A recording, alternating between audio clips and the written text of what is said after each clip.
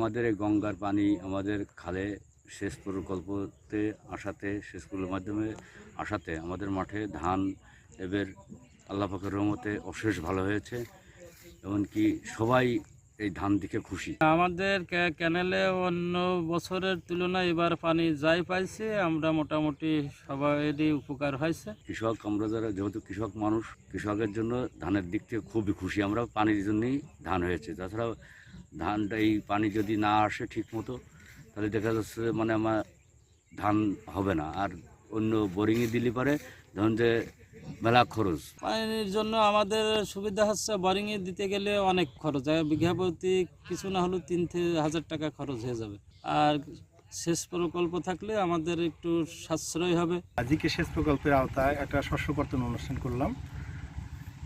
GK সেচ প্রকল্প 1962 সাল থেকেই পানি দিয়ে সেচ সুবিধা প্রদান করছে কৃষকদের সুবিধার স্বার্থে। তো যেহেতু একটা প্রকল্পের বয়স প্রায় 60 বছর বা কাছাকাছি, তো এইটা বড় ধরনের কোনো রিপেয়ার এখানে হয় নাই। তো আমাদের খুব দ্রুতই একটা প্রকল্প বাস্তবায়ন হতে যাচ্ছে। সেই প্রকল্প যদি আমাদের এখানে আসে, তাহলে কৃষক যে মাঝে মাঝে পানি পেত বা মাঝে মাঝে পেত না, পূর্ণাঙ্গ সুবিধা পেত না, সেই পূর্ণাঙ্গ সুবিধাটা পাবে। আমার গড়ে 3 বিঘা জমিতে ধান চাষ হয়েছে এবছরে। 2 বিঘা জমিতে এই গঙ্গা কপোতাক্ষ পরিকল্পনার অধীনে এবং 1 বিঘা জমিতে বোরিংয়ের অধীনে।